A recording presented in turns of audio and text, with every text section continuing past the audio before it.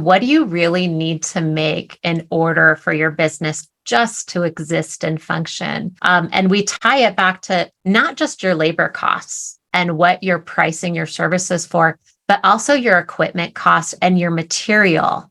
And so once we kind of lay it out in that very analytical structure, the light bulbs start going off and they go, oh my gosh, this makes sense to me. So this is what I'm charging and this is what I'm paying.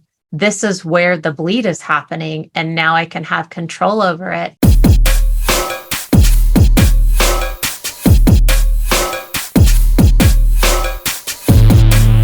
Hello, Profit First entrepreneurs and thought leaders. I am so excited today. Today is another episode. We are getting riches and the niches. And I'm excited because I am interviewing an author. Actually, she's one of my fellow Profit First professionals. Her name is Christeen Era. Christeen is an accountant by background. Also, she is a consultant and she has helped hundreds of small and mid-sized businesses improve their cash flow, creating higher profits as well as strong growth. And she is an author of a member of the Profit First family. She wrote a book called Profit First for lawn care and landscape businesses. And she also owns another company called the Green Profit Academy, which really tailors to those that are in the lawn care landscape business to help them achieve profit first and achieve it in a way that's sustainable and also scalable. So I'm excited to bring Christeen onto our platform. Please join me and welcome Christeen Era. Hey, Christeen, how are you doing today? I'm good. How are you doing? I am doing really great. Excited to talk about lawn care and maximizing profitability in this area. It's one of my favorite things to talk about. So I'm excited as well to join into this conversation. You know, I love a immaculate lawn, so I want my lawn care guy to be profitable on this topic. And I love this topic, especially when we get to have these episodes that are about niche focus, because there's so much learning just from what's going on in other people's industries and how even bringing that creativity to ours. So I'm very excited about this conversation today that we're having. Yeah, I think niche is something that, people can be afraid of, kind of going towards an unsure because they'll have like their favorite client that they serve and they may not be in the industry. So it took a little bit to really get me, to focus 100% on this industry, but my background really focused on construction, service-based businesses. And we had several lawn care and landscape companies kind of sprinkled in there. So it just seemed to be the right direction to go. And I had lots of inspiration from the people I was working with. I love it. So tell me, how did you even okay, first of all, you're a woman accountant like me, and I've never mowed a lawn in my life. I'm going to be honest with you on that. I've seen it done, and I think that it has something to do with pulling a string, but I've never actually done one. So tell me about, how did you get even interested in this niche of lawn care and landscaping? Yeah. So like I said, I had several clients over the years that was in this industry. Some of them were dear friends of mine. And, of course, they would always share their challenges like over dinner and drinks. And then at work, I would hear about these challenges. As time went forward, I connected with who's now my business partner at Green Profit Academy, Steve Bousquet, who has his own lawn care and landscape business. And he kept bringing challenges of this industry and saying, we need help with this and we need help with that. And there's this gap and how do we close this? And so I just started solving these problems and creating tools that could better support the industry. And it just kind of clicked and it made sense to me. I've also always loved, the outdoors. I grew up gardening with my dad, and of course, he always had us out there in the garden on over an acre. And, so it's just something I love. Like, I love plants. I love the outdoors. My husband is huge into lawn care as well. Like, he just loves it, not as a profession, but personal, on our property. And so it just made sense to, connect with these people and help them solve these problems so they could be more profitable. I love it. We definitely need those people profitable, because I tell you, people give me plants to die, plants come to my house to pass away. I even killed cactuses. It's a pretty amazing thing. I didn't know you could overwater them and they actually start to rot on the inside, but definitely that completely makes sense. So tell me about, with lawn care businesses, what is their biggest struggle with being profitable? Because obviously the demand is there. Everybody has a yard, right? Why are they not all profitable? What's the big struggle there? Yeah. So when you say lawn care, it can kind of go into all these different categories, right? We have lawn application companies, which are highly profitable. If they're doing it right, I should say they're highly profitable. There's lots of opportunity in there. And these are the companies that come to your home. They don't mow your lawn. They don't do certain things. All they're doing is giving your grass weed control and fertilizer. So they're giving it the nutrients that it needs so it can be beautiful and green. And a good lawn application company will also educate you on how to properly care for your lawn. So that way you're working more together as a team. And then we'll have the other areas like maintenance, which isn't very profitable. It's usually used as a funnel, a lead funnel into the more profitable services in the business because it does struggle with profitability, there, if you don't have the crew size correct and, your route set up correctly, then you can bleed profit like crazy. And then we have our landscape businesses, and some of them can be like a lawn application company with a little bit of maintenance sprinkled in. And then you'll have a landscape company where they'll do either heavy landscaping or just light landscaping. And this can go from the hardscape to where you'll see they'll do some beautiful outdoor living spaces that you just want to move into the picture, when you see these things. To some of the lighter ones where they'll come out and just make your flower beds just look beautiful and put in some border. So there's quite a diverse service offering that they can mix in. And some of them will even do pest control and tree and shrub care. So it's the plant health care that will come into the picture. So if you look at those business models, we have all these amazing service offerings that help make your home and your space beautiful, but they're different services, skill sets, knowledge, techniques, all these things come into play. And if you don't have them coordinated properly, a company can bleed profit and they won't last very long.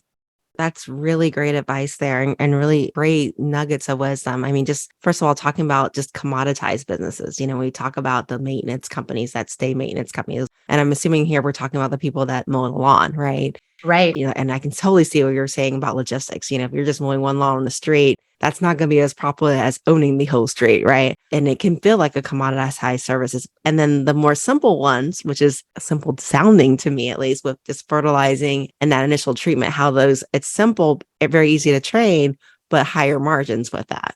Yeah, and it could sound simple, but depending on what state you live in, it can be challenging because when you're spraying application or they might have fertilizer, depending on the weather, you can't apply it. And then you get behind in your services and your production, and it can really dig into your profit margin as a business.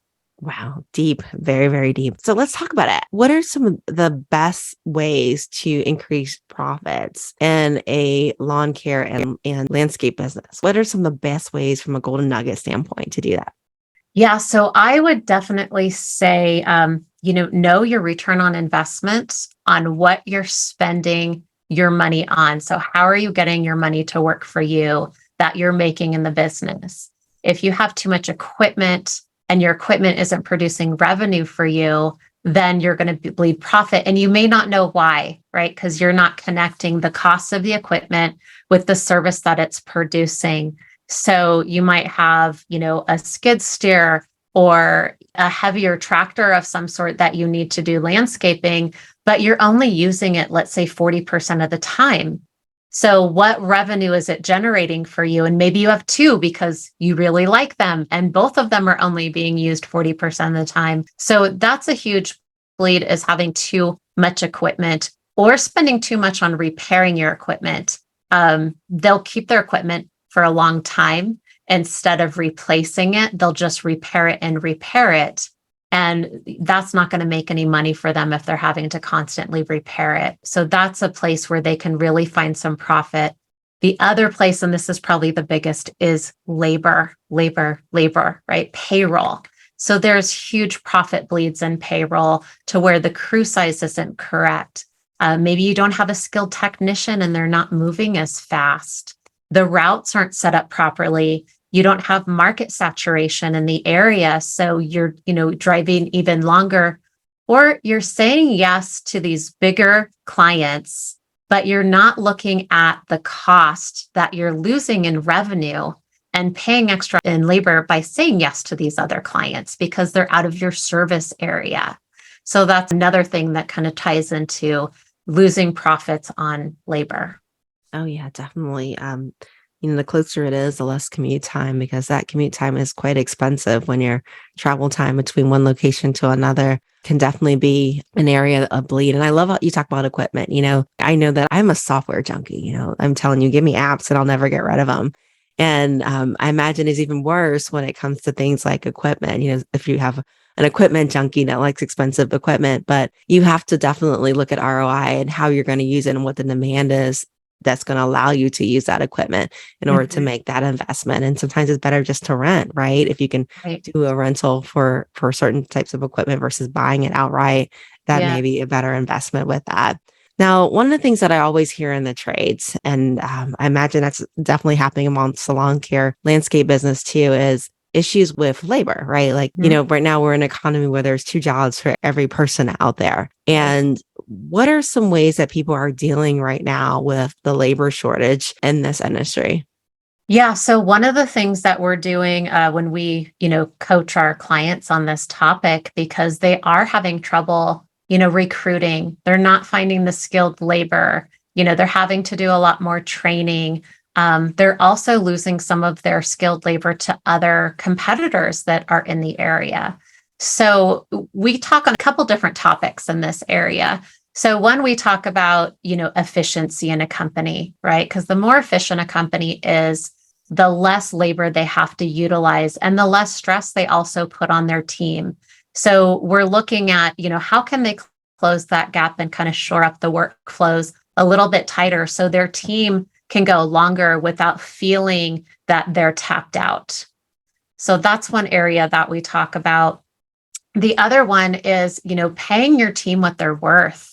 It's not the same as it was 2 years ago and what people were getting paid and the impact that it's had on everybody's lifestyle. So we talk about making sure your pricing is correct so you can afford to pay the team that you want to keep and not lose them because it's going to cost to recruit somebody and get them on board and bring them up to speed. So would you like to keep your best guy? Let's figure out how you can pay him more and change those margin percentages, right?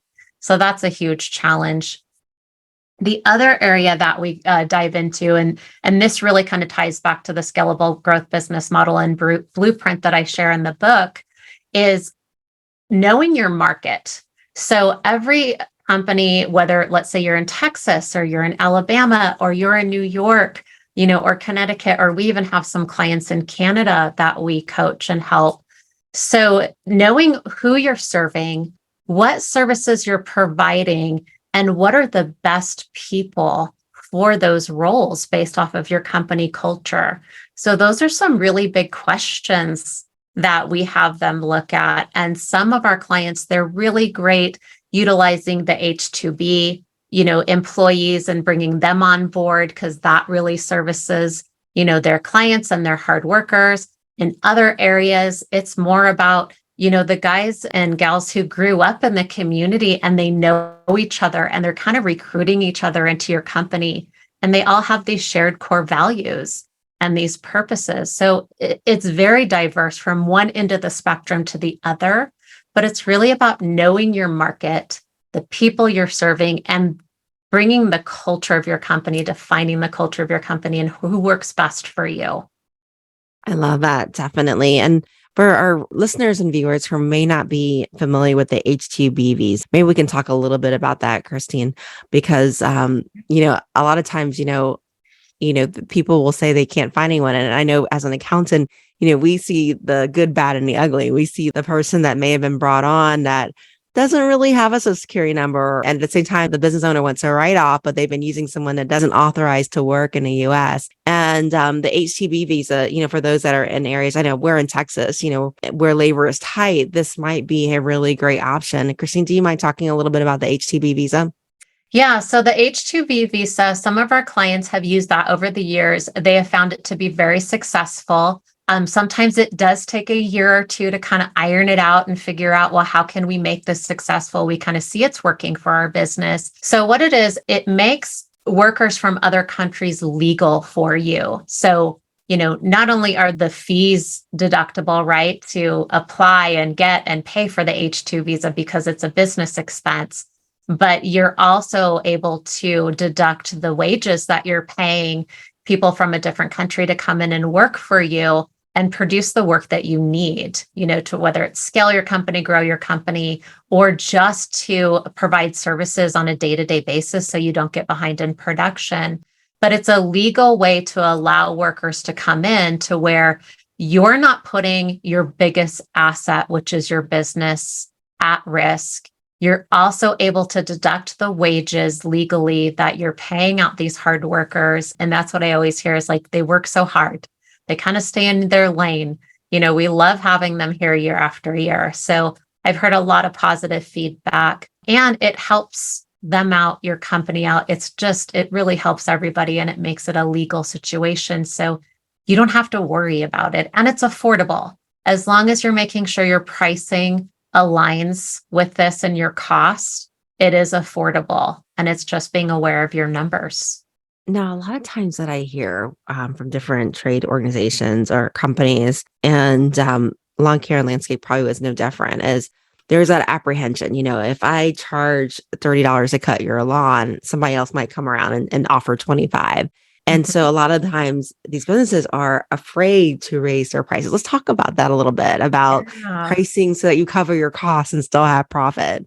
Yeah, so we've done quite a few little webinars on pricing for profit, to where, we talk about those fears. We talk about, your break even point. Like, what do you really need to make in order for your business just to exist and function?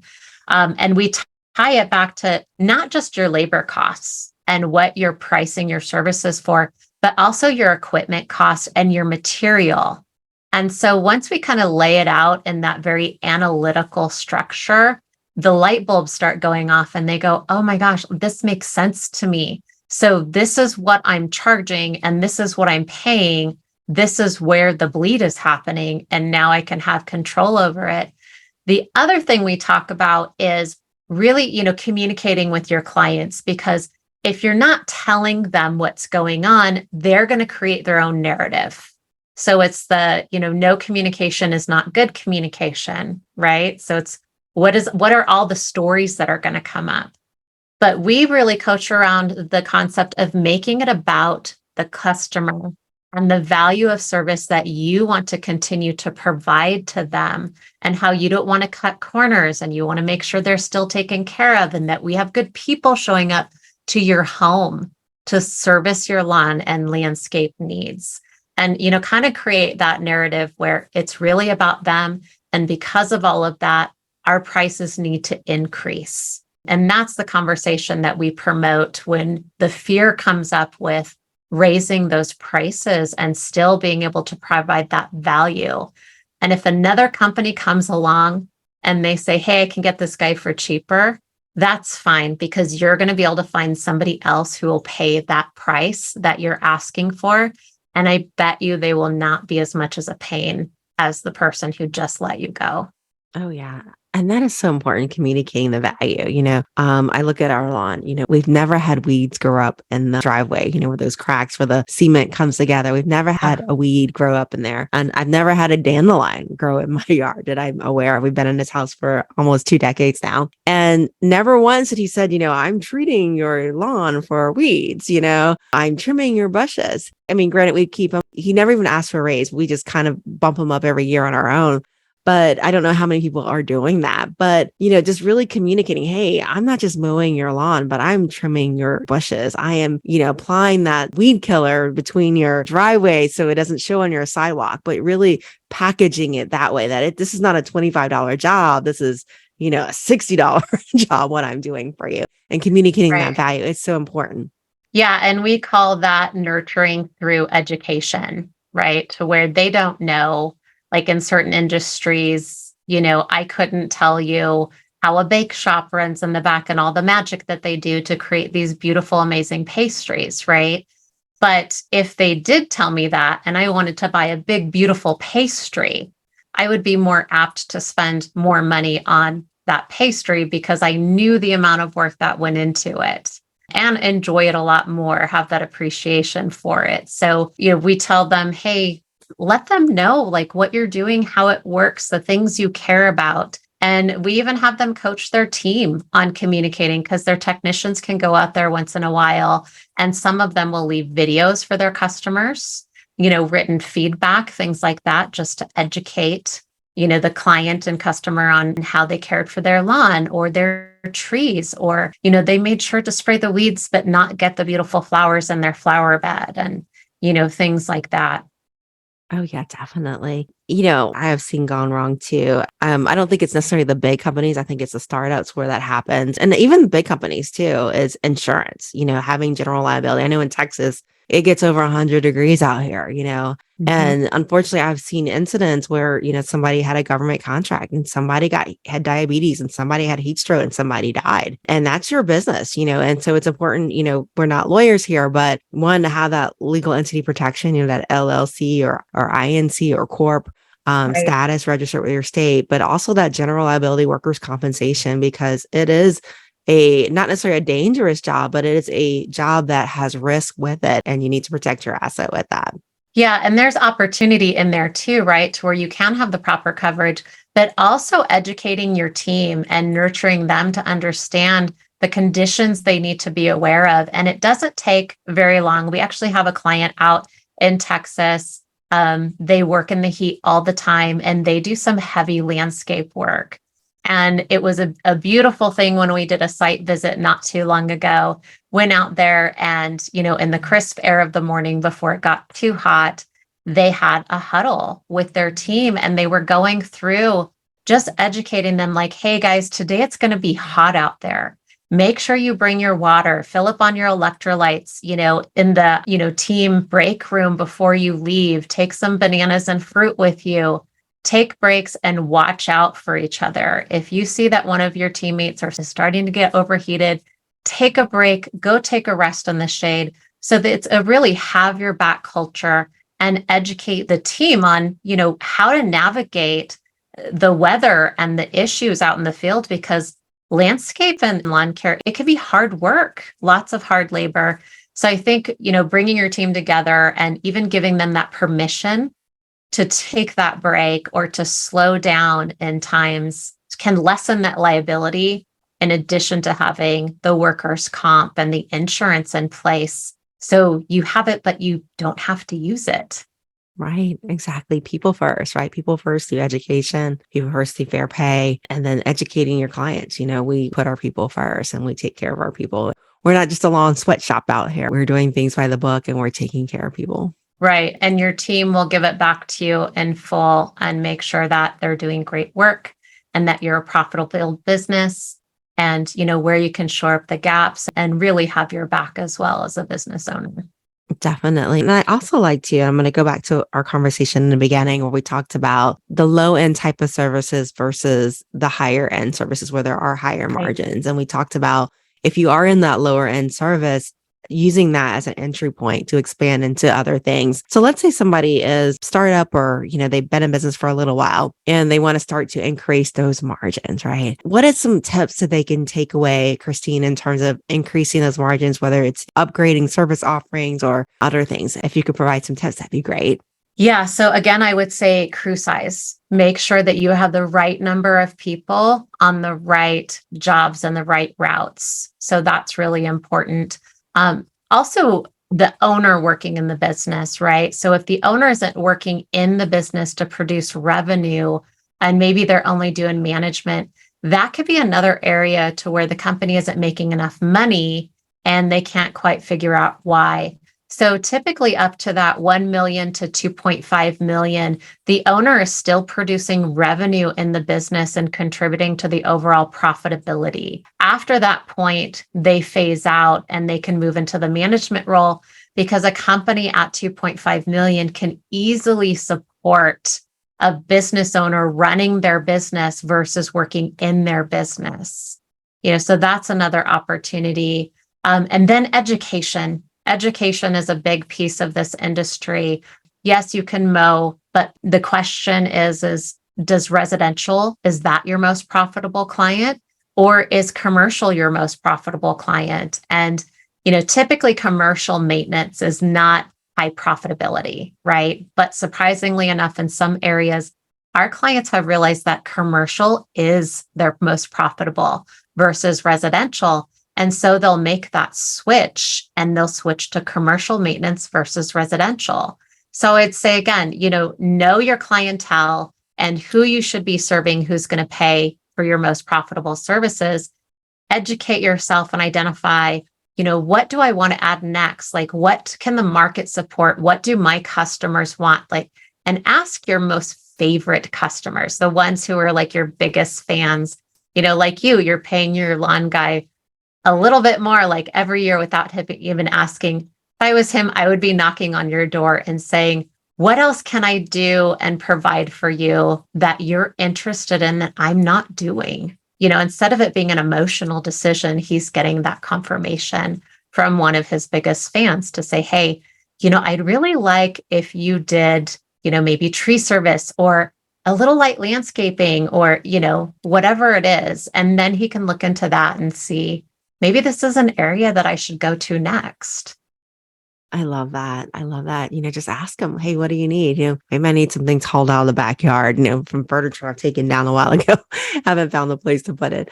Might be helpful. So definitely just ask and find out more. How can we upgrade this? How can I do more and make more? Right? Is a great question. Or maybe don't ask how you can make more, but ask what can you do more of? Yeah. And you don't want it to be to where suddenly you're doing everything for everybody. It's really focusing on that next service offering that's going to bring you the most profit with the least amount of effort and work in your current business structure. I love it. Absolutely love it. Now, Christine, you have dropped so many great morsels of wisdom. I mean, like amazing morsels. One of the questions that I like to ask our guests as we close out is, if you could leave our listeners, our viewers with one piece of advice, what would that one piece of advice be? Oh, I always say treat your business as an asset, and not as an ATM machine. Don't take it for all that it's worth. Invest in it properly. Get your cash to work for you and give back to you. And don't pay yourself peanuts in the process. It's a journey. You will get there.